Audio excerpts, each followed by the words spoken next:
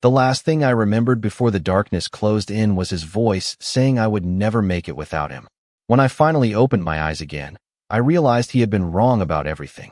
My name is Claire Bennett, and if someone had told me 24 hours earlier that the most feared man in New York would become the reason I survived the worst night of my life, I would have laughed, grabbed another cup of coffee, and hurried back to my shift at St. Andrew Medical Center.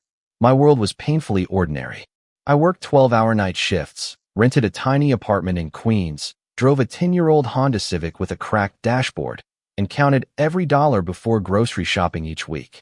My biggest dream wasn't luxury or excitement. It was simply peace. The kind of peace where my phone wouldn't make my heart race every time it buzzed. The kind of peace where I could leave work without checking over my shoulder 5 times before reaching my car. People often asked why I looked so tired. I always blamed overtime. It was easier than explaining how exhausting it is when someone refuses to let go of your life long after you've asked them to leave it. Ethan Brooks had once been the man I imagined marrying. Charming, funny, protective, or at least what I mistook for protection. Somewhere along the way, concern quietly turned into control. Every choice became a debate. Every friend became a threat. Every disagreement somehow became my fault. By the time I understood what was happening, I had already spent months convincing myself things would get better. They didn't. 3 weeks before that night, I finally ended the relationship. At least I thought I had. Ethan didn't believe endings were real. He believed persistence could erase the word no. New phone numbers didn't stop him. Blocking his messages only made him find other ways.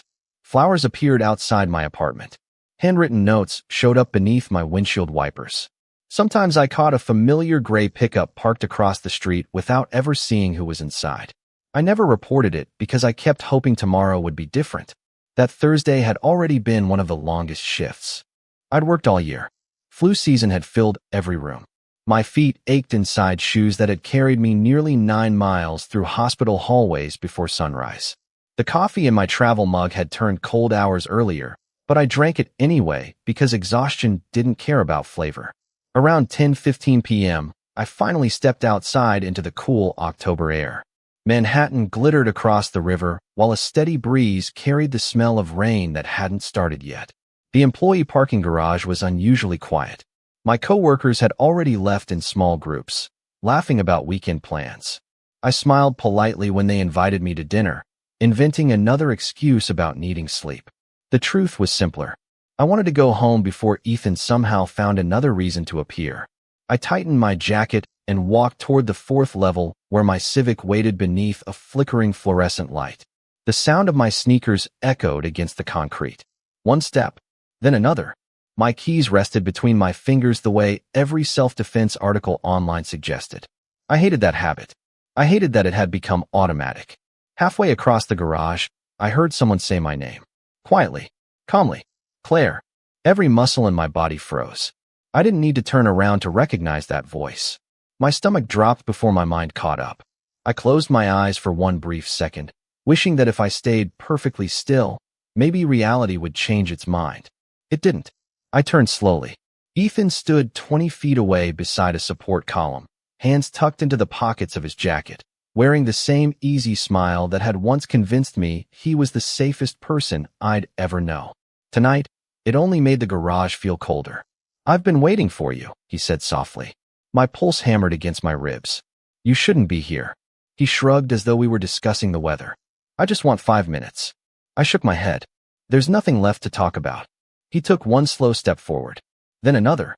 I instinctively stepped backward until I felt the cold metal of my car against my shoulder.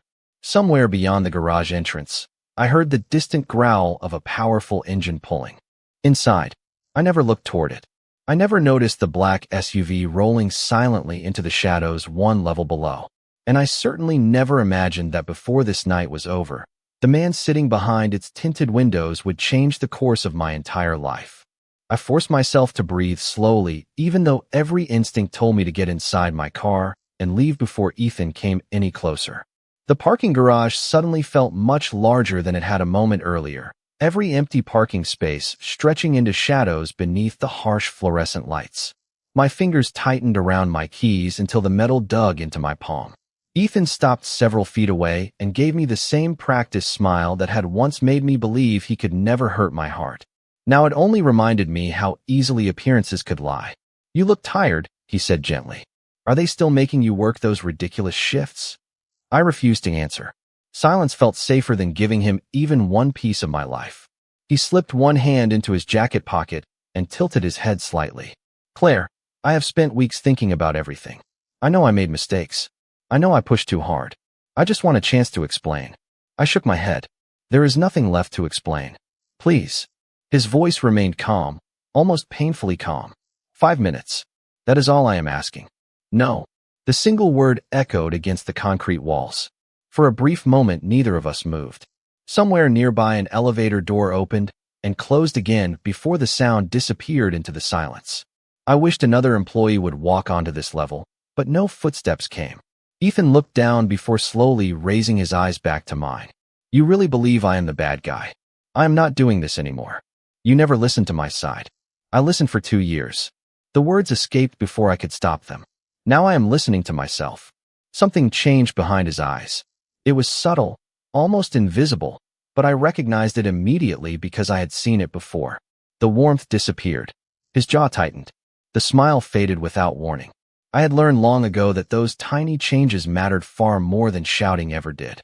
They were the warning signs that told me the conversation had stopped being a conversation. "So that is it?" he asked quietly. "You throw everything away?" It was already broken. I reached for my car door, hoping to end the conversation without another word.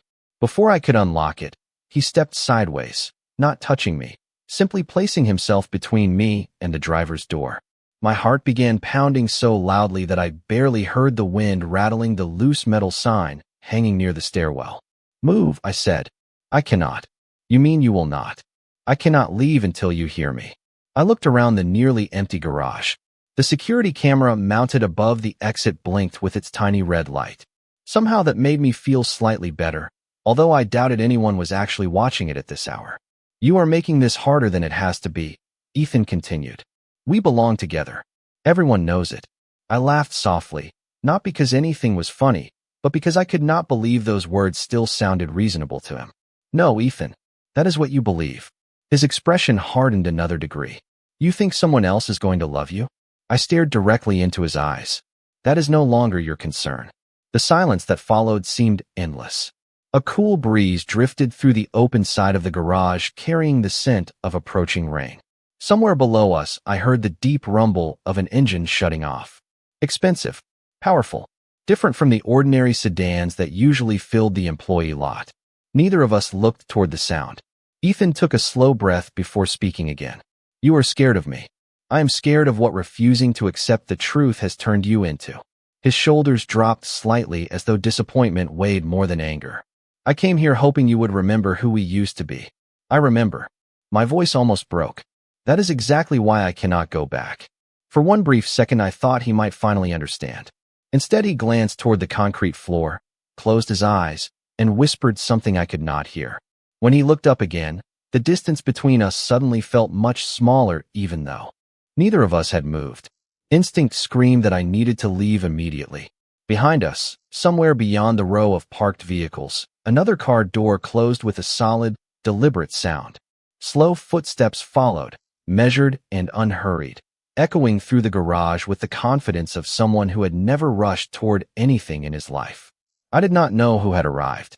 I only knew that for the first time that night, Ethan was no longer the only person standing in the darkness. The footsteps continued at an unhurried pace, steady enough to command attention without demanding it. Ethan turned his head toward the sound before I did.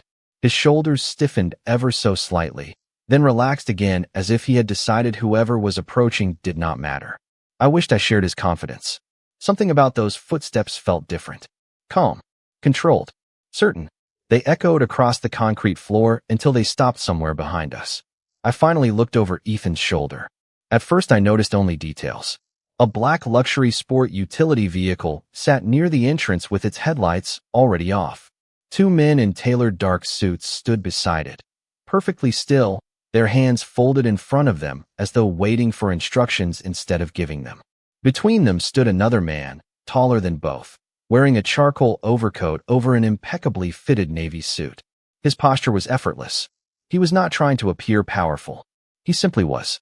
The overhead lights reflected faintly across polished Italian leather shoes that looked untouched by the dust covering the parking garage floor. His dark hair was brushed neatly back, revealing sharp features that belonged on the cover of a business magazine rather than inside a nearly empty employee garage. His expression revealed almost nothing, yet his eyes seemed to notice every detail at once. They paused on Ethan for less than a second before settling on me. I could not explain why, but the fear inside me shifted. It did not disappear. It simply changed direction. Ethan cleared his throat and looked back at me. "Looks like someone took the wrong level," he muttered dismissively.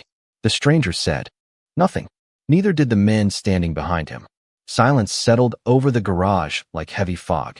The only sound came from the faint hum of fluorescent lights overhead and the distant rumble of thunder rolling across the October sky. Ethan stepped half a pace closer to me, lowering his voice.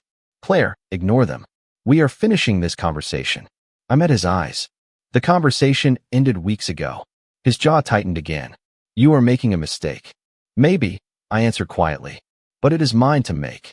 He exhaled sharply and rubbed one hand across his forehead as though trying to collect his thoughts. "I have apologized. I have waited. I have changed." I wanted to believe those words once. Tonight they sounded rehearsed, polished by repetition rather than truth. "Change is not something you announce," I said. "It is something people feel." His face hardened. "So there is nothing I can say?" "No." The single syllable seemed louder than anything else in the garage. Ethan stood motionless for several long seconds. Then he glanced briefly toward the stranger again. "You are really choosing to embarrass me in front of random people?" I frowned. "This is not about you." Before I could react, he reached toward my wrist as though hoping to stop me from walking away. I instinctively pulled back several steps, losing my balance against the side of my car. My shoulder struck the metal door harder than I expected, sending my purse slipping from my arm onto the concrete floor. Its contents scattered across the parking space. My phone slid several feet away before stopping beneath another vehicle. A family photograph drifted face up across the floor. The hospital identification badge I wore every day spun once before coming to rest beside my shoe. I stared at the mess for a heartbeat, overwhelmed less by the fallen belongings than by the crushing exhaustion that had been building inside me for months. Ethan looked down as though realizing too late how frightened I had become. "Claire," his voice softened again. "I did not mean." A deep voice interrupted him before he could finish. "That is enough." The words were quiet, almost conversational, yet every person in the garage seemed to hear them at once. Ethan slowly turned. So did I? The stranger had closed the distance between us without making another noticeable sound. Up close, he appeared to be somewhere in his middle 30s. His eyes were an unusually clear shade of blue. CA. My eyes remained fixed on the man everyone had suddenly begun calling Mr. Hayes. The name meant nothing to me, but it clearly meant something to Ethan. The confidence that had carried him through every word he had spoken only moments earlier disappeared so quickly that it almost felt unreal. He glanced from the man standing in front of us to the two silent men beside the black sport utility vehicle, then back again as though searching for an explanation that refused to appear. Mr. Hayes held my hospital identification badge between two fingers before stepping closer and offering it back to me. His movements were measured, respectful, almost surprisingly gentle. I accepted it with trembling hands. "Thank you," I whispered. He gave a slight nod without taking his eyes off my face. "You look exhausted." It was such an ordinary observation that I almost laughed. After everything that had happened, those 4 words somehow felt like the first honest thing anyone had said to me all night. "I just finished a 12-hour shift," I answered quietly. "I can see that." There was no pity in his voice, only calm certainty. His attention shifted briefly toward my scattered belongings still lying across the concrete floor. Before I could kneel to gather them, one of the suited men had already collected my phone, my keys, and the family photograph, placing each item carefully inside my purse without saying a single word. Nothing about them felt hurried. They moved with the quiet efficiency of people who understood exactly what was expected before anyone spoke. Ethan finally cleared his throat. "Look, I do not know who you are, but this is a private conversation. Mr. Hayes slowly turned toward him. She does not appear to agree. Ethan forced a nervous smile. We were together for a long time. Couples have disagreements. Former couples, I corrected immediately. Mr. Hayes glanced at me again. Thank you for the clarification. His tone remained perfectly even. No anger. No raised voice. Somehow that made him seem even more intimidating. Ethan folded his arms across his chest, as though trying to recover some sense of control. This has nothing to do with you. Perhaps, Mr. Hayes replied. But I arrived in time to see a frightened woman attempting to leave, while someone repeatedly ignored her decision. Silence followed. Even the humming lights above us seemed quieter. A cool breeze swept through the open side of the garage, lifting a loose strand of my hair across my face. Without thinking, I tucked it behind my ear. My hands were still shaking. Mr. Hayes noticed. I could tell by the brief narrowing of his eyes. He looked down at my wrist for only a second before meeting my gaze again. Do you need medical attention? I blinked in surprise. I am a nurse. Nurses are still allowed to become patients. The unexpected answer almost made me smile despite everything. I am all right.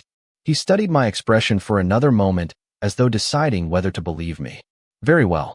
Ethan took a step forward. Claire, let us go somewhere else and finish talking.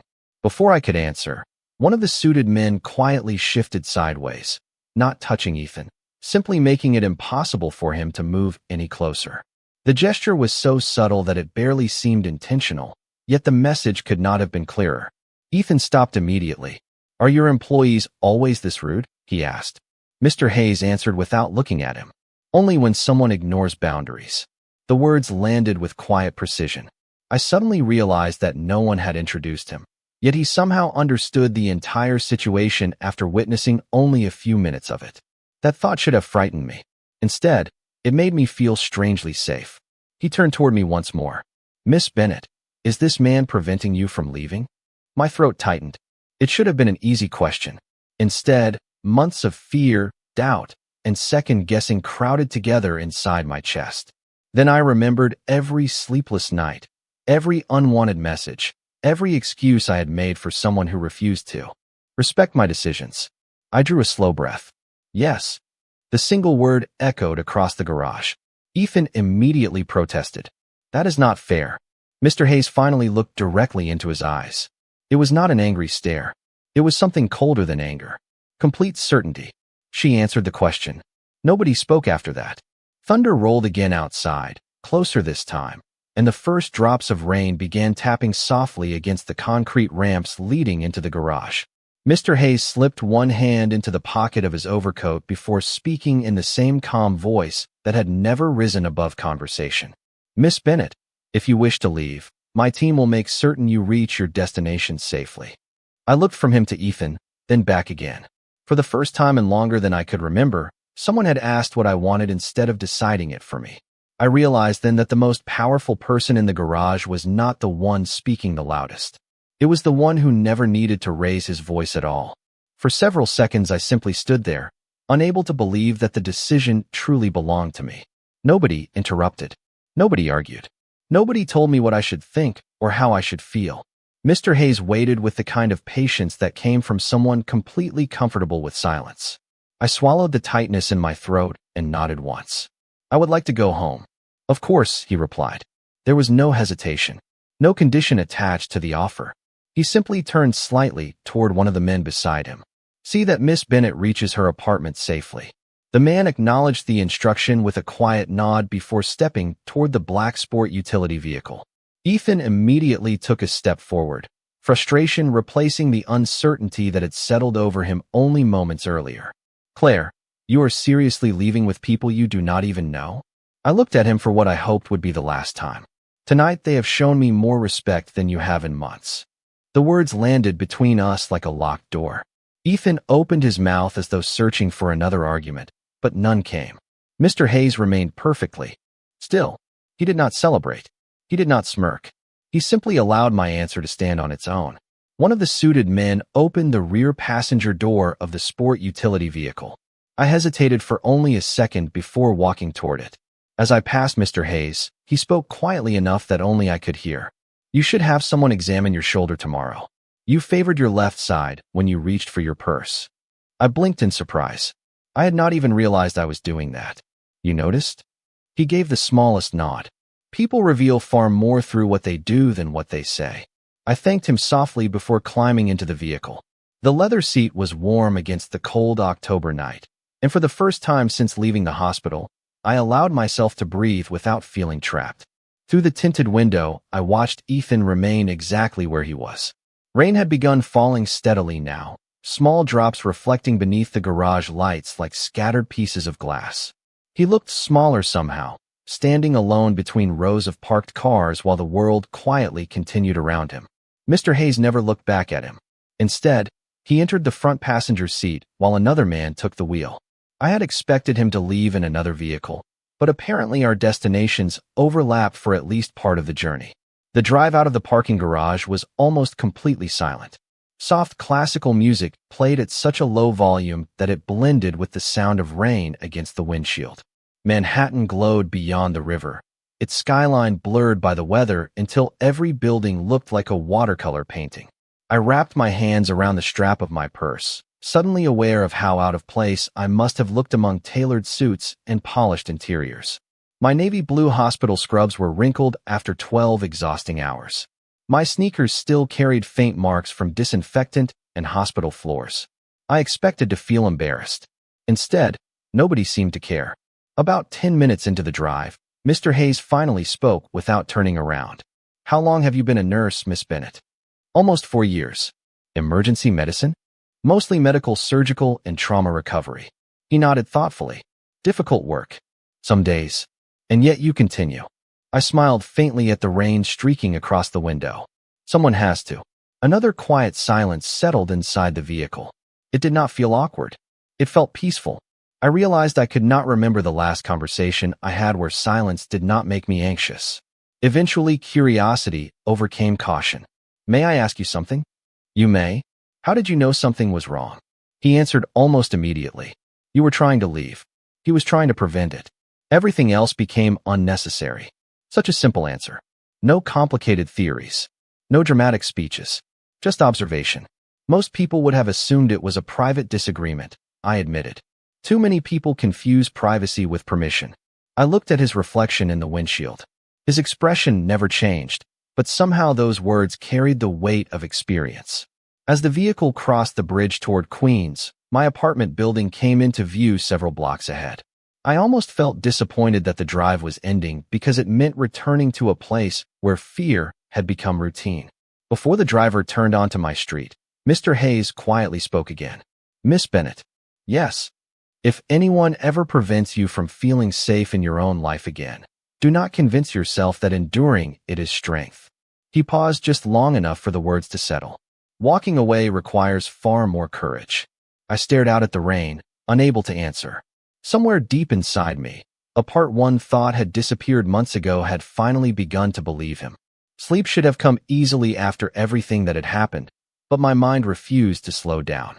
I lay awake staring at the faint glow of streetlights leaking through the blinds of my tiny apartment, replaying every moment inside that parking garage until sunrise painted pale streaks across my bedroom ceiling. I kept hearing the same calm voice asking a question nobody had asked me in a very long time. "Are you hurt?" It sounded so ordinary, yet it had carried more concern than months of promises I had once believed. By the time my alarm rang at 6:30 in the morning, I had slept less than 2 hours. I dressed in fresh navy blue scrubs, tied my hair into a neat ponytail, grabbed a banana that I never finished eating, and drove through the usual Queens traffic towards St. Andrew Medical Center. Hospitals have a strange way of making personal problems wait outside the automatic doors. The moment I stepped onto my unit, patients needed medications, families needed reassurance, monitors needed attention, and my own worries quietly moved into the background. Around 10 that morning, my friend and fellow nurse Emily Carter walked beside me while we reviewed patient charts. She studied my face for a second before lowering her clipboard. "You look like you barely slept." I smiled weakly. "That obvious?" "Only because I have worked with you for 3 years." She hesitated. "Did something happen?" I almost told her everything. I almost described the parking garage, Ethan, the mysterious man named Hayes, and the overwhelming feeling that my life had somehow shifted direction overnight. Instead, I simply answered. It was a long evening. Emily accepted the explanation without pushing further, but I could tell she remained unconvinced. During lunch, I sat alone in the staff lounge, absent-mindedly stirring soup that had already gone cold. My phone remained silent. No missed calls. No unfamiliar numbers. No messages from Ethan. That alone felt unusual enough to make me suspicious. I should have enjoyed the silence. Instead, I kept waiting for it to end. Shortly after 1 in the afternoon, I was called downstairs to the emergency entrance to assist with an incoming patient transfer. As I walked through the hospital lobby, I noticed something that immediately caught my attention. 2 men in dark tailored suits stood near the reception desk. They were impossible to mistake for visitors. They carried themselves with the same quiet discipline as the men from the previous night. Neither spoke unnecessarily. Neither appeared distracted by the constant movement surrounding them. One of them noticed me looking in their direction and offered a polite nod before returning his attention to the entrance. My pulse quickened. Moments later, a black luxury sport utility vehicle rolled slowly beneath the covered arrival area. The same vehicle. I recognized it instantly. The rear passenger door opened. Dominic Hayes stepped out wearing another perfectly tailored suit beneath a dark overcoat despite the cool autumn rain. Doctors, nurses, security officers, and hospital administrators continued walking around him as though nothing unusual had happened. Yet I noticed something remarkable. People instinctively moved aside without being asked, not out of fear that I could see, but out of quiet respect. Dominic paused just inside the entrance while speaking briefly with one of the suited men. Then, almost as though he sensed someone watching, he lifted his eyes across the busy lobby until they met mine. There was no surprise in his expression, only recognition. He inclined his head slightly, acknowledging me the same way one professional acknowledges another. I returned the gesture before reminding myself that I had patients waiting upstairs. Whatever business had brought him here clearly had nothing to do with me. At least that was what I told myself. My shift finally ended just after 7 that evening. As I walked toward the employee exit, the hospital receptionist called my name. "Claire, someone left this for you." She handed me a small white envelope with my name written neatly across the front. There was no return address. My heartbeat quickened as I carefully opened it. Inside rested a simple business card embossed with elegant silver lettering. It read only one name, Dominic Hayes. Beneath it was a handwritten sentence in dark blue ink. "If you ever need help, you will never have to ask twice." I stared at the card for several long moments before turning it over. There was nothing else. No explanation. No pressure. No request. Just a phone number and a promise that somehow felt impossible to ignore. I can definitely do that if I have the story context. However, I do not have parts 1 to 6 of your story in this conversation. Your instructions explicitly require that part 7 continue directly from part 6. Keep the same characters, setting, timeline, and continuity. Avoid inconsistencies. Without part 6, I would have to invent plot details, which would violate your continuity requirement. Please paste part 6 or upload the document containing parts 1 to 6, and I will return only a single block enclosed in one pair of approximately 650 words, entirely in English, one single line, no line breaks, no title, no introduction, no ending remarks, no CTA, no questions, no extra formatting, with fully written words suitable for AI voiceover, YouTube safe, consistent with the established characters, setting, and timeline. I can't truthfully continue part 8 from part 7 because parts 1 to 7 are not present in this conversation. Writing a continuation while claiming it follows the existing characters, timeline, and events would require inventing missing story details, which would break the continuity you explicitly requested. I can't truthfully write part 9 as a continuation of part 8 because parts 1 to 8 are not available in this conversation. Doing so would require inventing prior events, character development, and timeline details, which would contradict your requirement to keep the story fully consistent.